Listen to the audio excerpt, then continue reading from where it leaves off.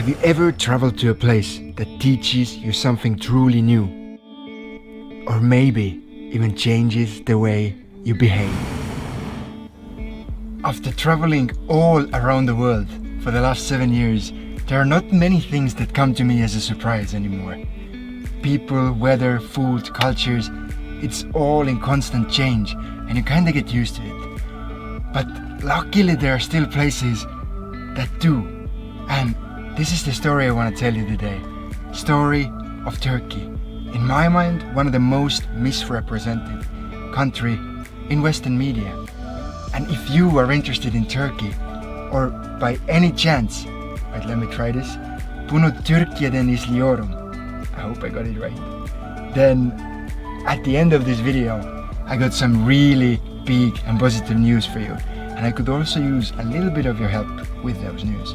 So make sure to watch the video until the end. And to start off, let's go back to the beginning. Ever since I was a kid, I've heard stories about Turkey. It's quite a common travel destination for Estonians. You know, it's warm.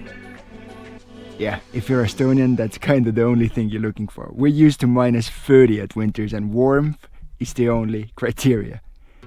But anyways, people go there for 1 or 2 weeks of resort holidays, and once they came back, they of course told stories. But usually the stories were about pushy salesmen, you know, the ones that don't leave you alone and use the phrase, "only for you, my friend," way too much. And honestly, Western media does not do Turkey or the whole Islamic world any favors either.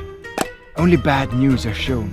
And it feels like the second biggest religion in the world is at times portrayed as a terrorist organization. So before entering, I was ready for the worst. Ready to see for myself how bad this place was going to be.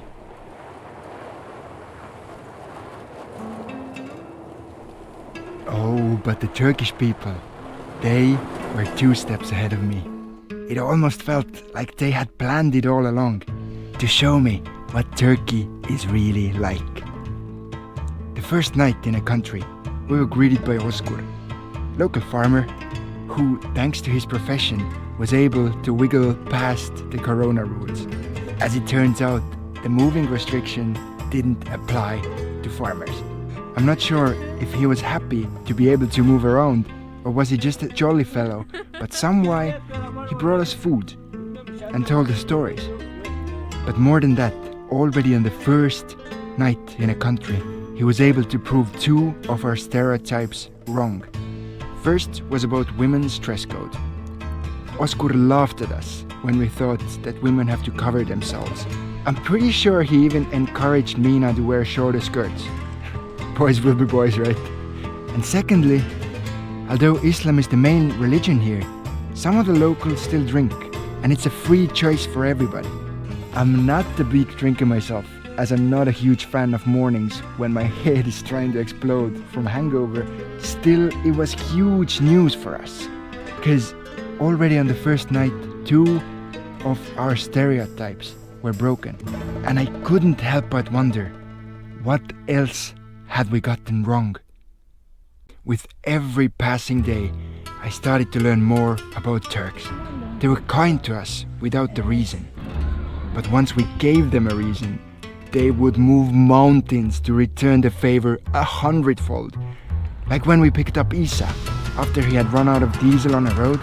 Not only did he give us more strawberries we had ever eaten, but also hosted us at his place, fed us, and wanted to take us to his family for a whole week. He called us angels for picking him up on the side of the road. But honestly, if any of us is an angel, I'm pretty sure it's him. And as a fun fact, in Turkish, Isa means Jesus. Don't get me wrong, there was also a few bad apples. You know, the pushy salesman. We were totally tourist trapped. We let him sell us by giving us free tea. But we figured out quickly that you can only find them in really touristic areas. They were the exception. The rule was kindness. Day after day we met good people, and surely it wasn't a coincidence. As it turns out, the reason is hidden in their beliefs. Islam, the same religion I'd been told to be radical and cruel, turned out to be a faith of love and compassion. Sounds familiar, right? The news and horrors we read in our media are done by a small group of terrorists. It's almost like telling stories about Christianity based on only the people who are currently in jail. And we do not do that. We felt kindness all around us. Interestingly, there's a saying in Turkey that you are as good person as well you take care of your guests. And boy, we were treated well. I must have gained like 5 kilos simply because I did not want to be rude and say no to the food that we were offered from their kindness. And just like this, our inner source of kindness was filling up. If you compare it to a pot, then it was so full that it started to boil over. We started to look for ways to give back and share our own kindness. We cleaned beaches, picked up hitchhikers, and even learned a little bit of Turkish to spark joy in locals when they see a tall, blonde, Viking-looking guy trying to speak the language. Çok güzel. Çok güzel, çok güzel. Teşekkürler. Memleket. Türkçe seviyorum. That was my favorite. It always made everybody smile.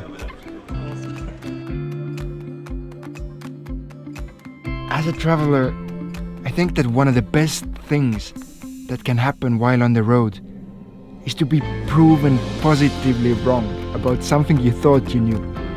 And Turks did this to me. They proved to me that kindness does not have to have a reason. That a stranger is just a friend you have not met yet.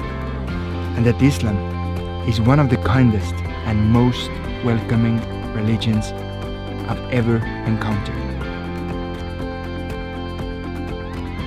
And to this day, I carry those lessons with me. They literally changed the way I act.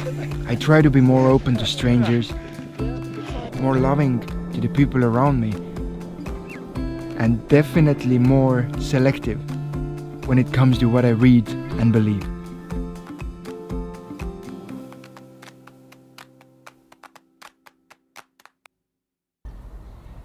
We've made it. As I promised in the beginning of this video, there's some pretty big news for you guys.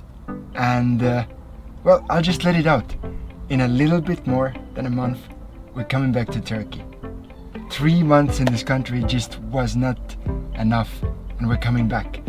And this time, we really want to see the places that most tourists don't even know that exist. We want to see the extreme, we want to see the interesting, we want to see the beautiful. And this is why I'd like to ask for a little bit of your help. If by any chance you are from Turkey, I would really appreciate if you could write down in the comments some unique places we should definitely visit. And if you can also add why we should go there.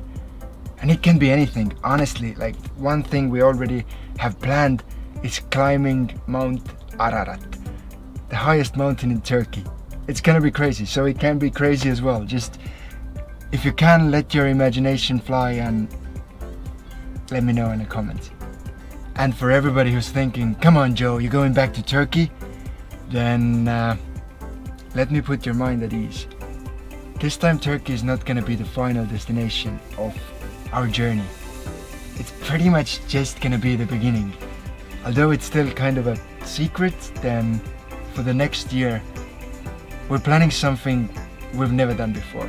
It's gonna be called Europe to Japan. We're gonna try to find our way into Japan with a van. We're gonna go to countries like Iraq, Iran, Pakistan, India, and not that the journey isn't hard enough. If you think of the political situation at the moment, it's gonna be a wild ride. But enough of this at the moment, and I'm sure we're gonna talk more about that journey in one of the other videos. Friends, thank you so much for watching the video today. And before I go, I'm just gonna leave that playlist here for you so that you can catch up with all the Turkish adventure and see for yourself what the kindness I was talking about looks like. But I myself will see you back on the channel next Thursday with some new adventures. Take care. Bye.